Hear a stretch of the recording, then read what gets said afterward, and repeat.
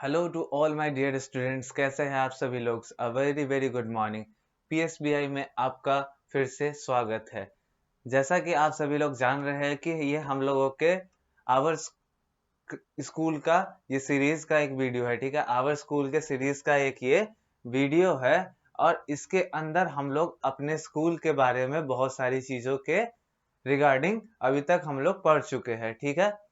उसी के बाद का हम लोग का ये टॉपिक स्टार्ट होता है, जिसमें कि हम लोगों को अपने स्कूल के अंदर जब भी हम कभी रहते हैं तो स्कूल के अंदर रहते हुए हमारी क्या क्या ड्यूटीज होती है, ठीक है। क्या क्या ड्यूटीज होती है, क्या क्या वर्क हमें परफॉर्म करना होता है, ठीक है।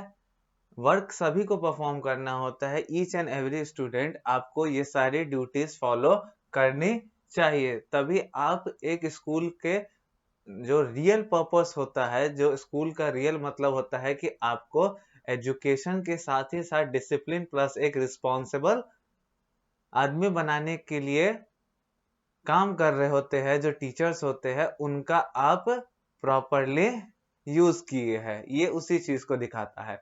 हालांकि इस टॉपिक के ऊपर बढ़ने से पहले हम लोग अपने प्रीवियस क्लास के जो टॉपिक हम लोगों ने पढ़ा था कि एक्टिविटीज क्या क्या स्कूल के अंदर की जाती है, उसको हम लोग फर्स्ट रिवाइज करेंगे, क्योंकि हम लोगों को पिछले वीडियो के अंदर प्रॉपर टाइम नहीं मिला था कि हम लोग इसका डिस्कशन पूरा अच्छी तरीके से कर पाए। तो आइए हम लोग बिना देरी किए हुए इसके तरफ बढ़ते हैं, ठीक है। तो यहाँ से हम लोगों ने पिछले वीडियोस में इसका डिस्कशन किया था, जिसमें हम लोगों ने स्कूल एक्टिविटीज के बारे में देखा था। स्कूल एक्टिविटीज की अगर मैं बात करूं, ठीक है, स्कूल एक्टिविटीज की बात करूं तो सबसे पहले जो स्कूल के अंदर स्टडी का जो भी काम होता है, ठीक है, स्टडीज के लिए जो भी काम होता है वो आपके क्लासरूम के अंदर किया जाता है, ठीक है। यानी कि सिंपली समझना है कि पढ़ने का जो भी एक्टिविटी किया जाता है, ठीक है, एक्टिविटी छोड़िए, सीधे पढ़ाई जहां पे की जाती है उसको हम लोग क्लासरूम कहते हैं हिंदी में, जिसे कक्षा के नाम से जानते हैं, ठीक है। कक्षा या फिर वर्ग आप कह सकते हैं, उसे हम लोग उस नाम से जानते हैं। उसके बाद कहता है यहाँ पे the I pray sorry I pray practice stage I pray and practice stage activities in the assembly hall, ठीक है। हम लोग जो भी सुबह में प्रेयर करते हैं, प्रार्थना, जो भी हम लोग ईश्वर को याद करते हैं अपने, तो वो प्रार्थना उसके साथ ही साथ जो भी स्टेज एक्टिविटी को प्रैक्टिस करते हैं, ठीक है, जो भी हम लोग स्टेज एक्टिविटी को प्रैक्टिस करते हैं, वो सभी काम हम लोग कहाँ करते हैं, तो वो हम लोग असेंबली हॉल के अंदर करते हैं। ओके, असेंबली हॉल के अंदर ये सारी चीजें की जाती है। असेंबली हॉल के ही अंदर आप सुबह का प्रेयर करते हो, इसीलिए यहाँ पे आई प्रे लिखा गया है। तो प्रेयर उसके साथ ही साथ ये जो स्टेज एक्टिविटी लिखता है, तो आप सभी बच्चे लोग देखे होंगे कि सुबह के असेंबली के अंदर बहुत सारी चीजें आप लोगों से करवाई जाती है। लाइक आप लोगों से नेशनल एंथम करवाया जाता है, आप लोगों से हो सकता है कि आप लोगों को प्लेज करवाया जाता होगा, जिसमें आप लोग प्रतिज्ञा लेते हो बहुत सारी चीजों के बारे में कि रिस्पॉन्सिबल सिटीजन बनने की। उसके साथ आप लोगों को थॉट करवाया जाता है, थॉट बोला जाता है कि सुविचार आज का क्या है। उसी के साथ कुछ बच्चे लोग कुछ अपने ढंग से विचार रखते हैं। उसके बाद न्यूज सुनाया जाता है, समाचार जो देश विदेश या फिर आपके दुनिया से रिलेटेड है, इन सब चीजों की जो कहानी होती है वो आपके असेंबली हॉल के ही अंदर करवाई जाती है। उसके बाद आप लोग खाने का जो भी काम करते हो, ठीक है, वो आपके कैंटीन के अंदर आप लोग करते हो, ठीक है। कैंटीन के अंदर आप लोग ईटिंग रिलेटेड जो भी चीजें है वो करते हो।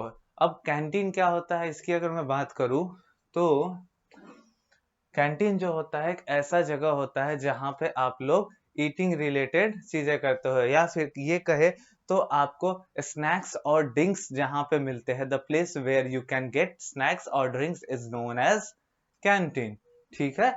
उसके बाद क्या है, I read in the library. ठीक है, देख रहे होगे यहाँ कैंटीन का अगर फोटो आप देखोगे तो यहाँ बच्चे सब बैठ के अपना लंच शेयर करके खा रहे हैं। ठीक है, आप लोगों को स्कूल में शेयरिंग नेचर का होने के लिए कहा जाता है, आप लोगों को एक दूसरे से लंच शेयर करके खाना चाहिए। ठीक है, उसके बाद आई रीड इन द लाइब्रेरी। ठीक है, लाइब्रेरी के अंदर आप लोग बैठ के पढ़ सकते हो। ठीक है, लाइब्रेरी आप लोगों को मैंने बताया था कि लाइब्रेरी क्या होती है। तो लाइब्रेरी एक ऐसी जगह होती है जहाँ पे आपको बहुत सारे different different syllabus, different different subject, different different topics regarding books मिलते हैं, जो कि आपको हेल्प करते हैं आपके नॉलेज को एनहेंसमेंट के लिए। ठीक है, आप अपने नॉलेज को किसी भी स्पेशल टॉपिक की, मतलब स्पेसिफिक टॉपिक की नॉलेज अगर आपको है और आप उसको और इम्प्रूव या फिर बेटर करना चाहते हैं, तो आप लाइब्रेरी के बुक्स का सहायता ले सकते हैं।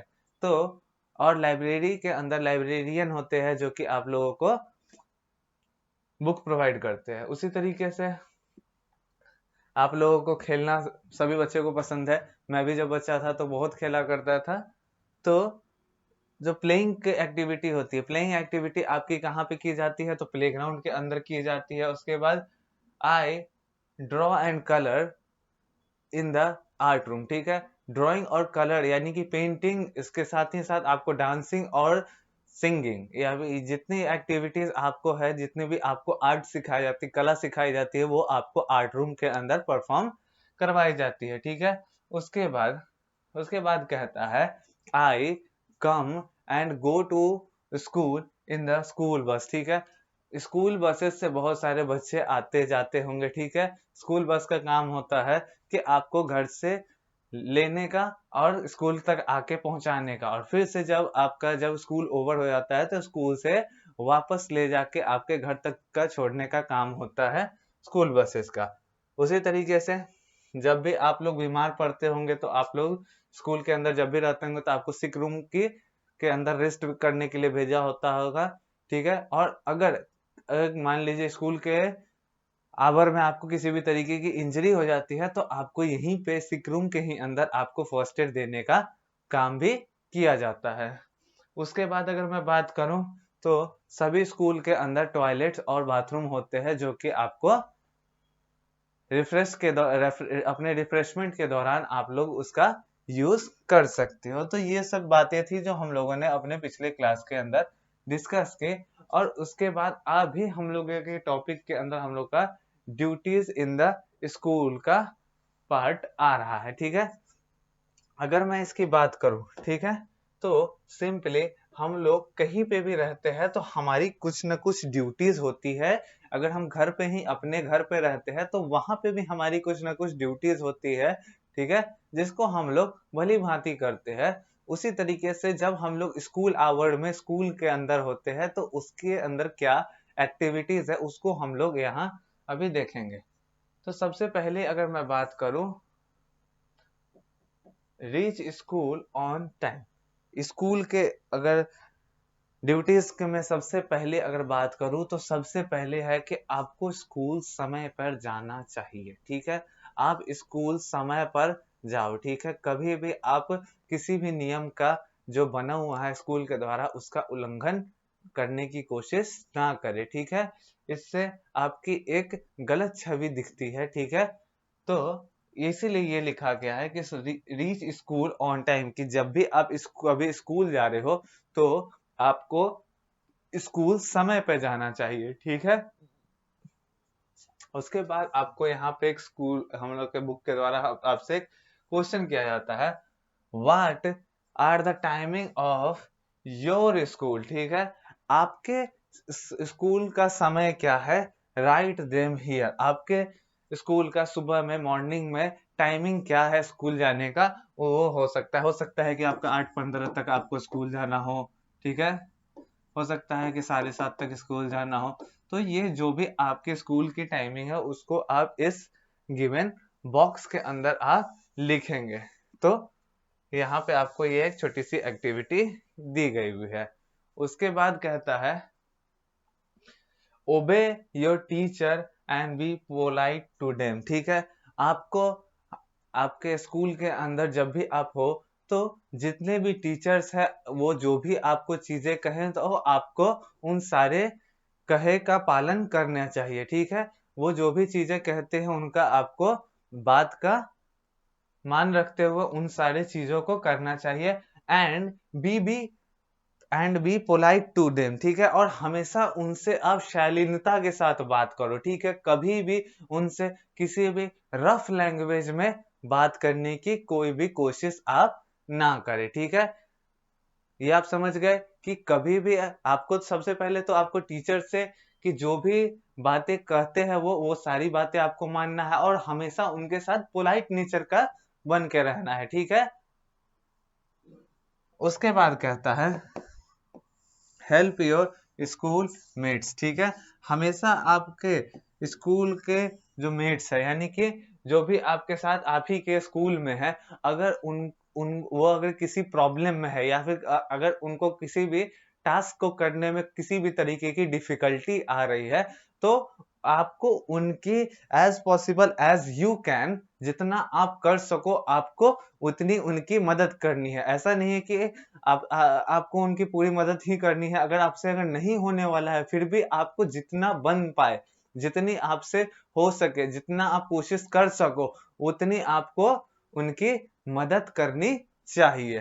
तो ये स्कूल के ड्यूटीज होते हैं। उसके बाद अगली ड्यूटीज क्या है, कीप योर स्कूल क्लीन, ठीक है। अब स्कूल यानी कि विद्या का मंदिर, ठीक है। मंदिर मंदिर का यहाँ पे बात की जा रही है। विद्यालय, विद्या का मंदिर हम लोग कहते हैं जहां से हम लोगों को विद्या प्राप्त होती है, ठीक है।